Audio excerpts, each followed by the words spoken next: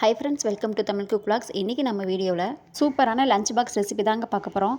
இதில் பருப்பு காய்கறிலாம் சேர்த்து செய்கிறதுனால நல்ல ஹெல்த்தியும் கூட, செய்கிறதுக்கும் ரொம்ப ஈஸியாக இருக்கும்.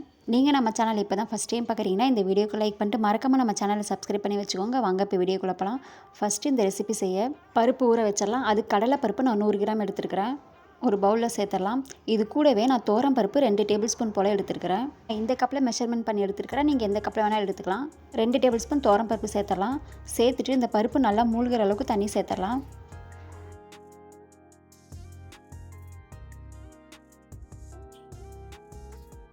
சேர்த்துட்டு இந்த பருப்பை 2-3 தடவை நல்லா கழுவி எடுத்துகிட்டு வந்துடலாங்க. நல்லா கழுவி எடுத்த இந்த பருப்பு நல்லா மூழ்கிற அளவுக்கு தண்ணி சேர்த்து ஒரு அரை மணி நேரம் நல்லா ஊற வச்சிடலாம். அரை மணி நேரம் கழித்து இப்போ பார்க்கலாம். பாருங்கள், பருப்பு நல்லா ஊறி இருக்குது. இப்போ நம்ம சாப்பாடு செய்ய ரெடி பண்ணிட வேண்டியது தான். நான் இன்றைக்கி குக்கரில் தாங்க செய்ய போகிறேன். ஸ்டவ் ஆன் பண்ணி குக்கர் வச்சிடலாம். குக்கர் வச்சுட்டு கொஞ்சமாக எண்ணெய் சேர்த்துடலாம். எண்ணெய் நல்லா சூடானதும் பெரிய சைஸ் வெங்காயம் 2 கட் பண்ணி வச்சுருக்கிறேன். அது இதில் சேர்த்துடலாம். சேர்த்துட்டு இந்த வெங்காயத்தை நல்லா வதக்கிடலாம். இந்த வெங்காயம் பார்த்திங்கன்னா ஓரளவுக்கு வந்து கலர் நல்லா மாறி வரட்டுங்க. அது வரைக்கும் நல்லா வதக்கிடலாம்.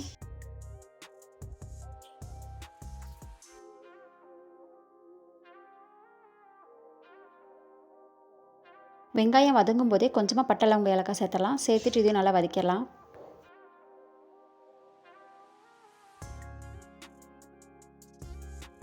வெங்காயம் ஓரளவுக்கு நல்லா வெந்து கலர் மாறி வந்த உடனே இது கூட 2 தக்காளி கட் பண்ணி வச்சுருக்கேன். அதையும் சேர்த்துடலாம். சேர்த்துட்டு தக்காளியும் நல்லா வதக்கி விட்டுடலாம்.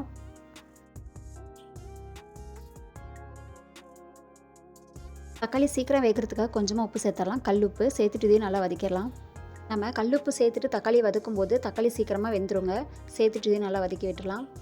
பாருங்கள், தக்காளி நல்லா வெந்து இந்த அளவுக்கு வந்த உடனே இது கூட 2 டேபிள் ஸ்பூன் இஞ்சி பூண்டு பேஸ்ட்டு சேர்த்துடலாம்.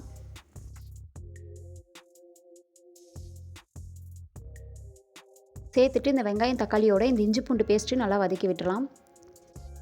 அடுப்பு லோ ஃப்ளேமில் வச்சு இஞ்சி பூண்டு பேஸ்ட்டோட பச்சை வாசனை போகிற வரைக்கும் நல்லா வதக்கிடலாங்க. இது கூட 2 பச்சை மிளகா சேர்த்துடலாம். நான் வந்து ஒரு பச்சை மிளகாவை 2ஆக கட் பண்ணி சேர்த்துருக்கிறேன். சேர்த்துட்டு இதை நல்லா வதக்கி விட்டுடலாம்.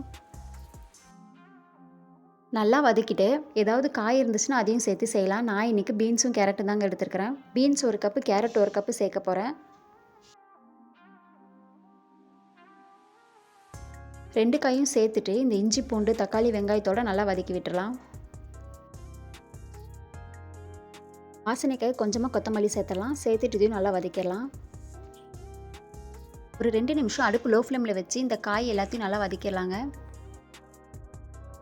அதுக்கப்புறம் நம்ம கழுவி ஊற வச்சுருந்த கடலைப்பருப்பை தண்ணி நல்லா வடிகட்டிட்டு இதில் சேர்த்துடலாம். சேர்த்துட்டு இந்த பருப்பை நல்லா கலந்து விட்டுடலாம்.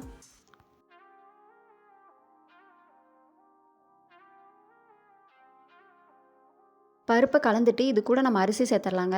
நான் வந்து 2 டம்ளர் அரிசி ஊற வச்சுருந்தேன். 2 டம்ளர் அரிசி சேர்த்துறேன். நான் சாதம் செய்கிறதுக்கு முன்னாடியே அரிசி ஊற வச்சுட்டேங்க. ஒரு அரை மணி நேரம் அரிசி நல்லா ஊறிடுச்சு.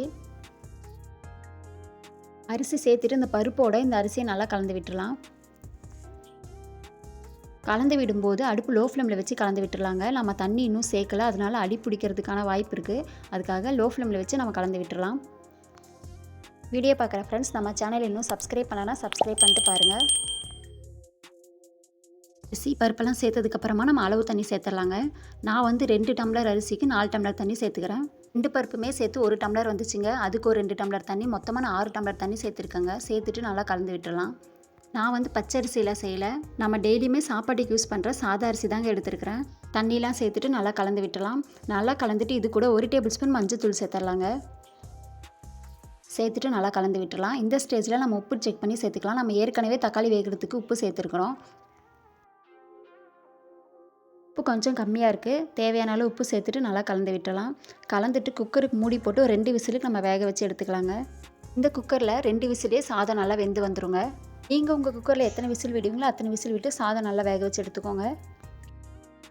அவ்வளோதாங்க, பாருங்கள், 2 விசிலுக்கு சாதம் குழையாமல் நல்லா வெந்து வந்திருக்கு.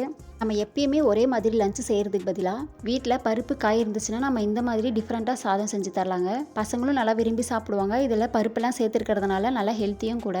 மதியான டைமில் சாப்பிடும்போது சாப்பாடு வந்து காஞ்சி போன மாதிரி இருக்காது. நம்ம அரிசிக்கும் பருப்புக்கும் 1க்கு 2ஆக தண்ணி சேர்த்துருக்கிறதுனால சாப்பாடு பார்த்திங்கன்னா காஞ்சி போகாமல் குழையாமல் கரெக்டாக இருக்கும்.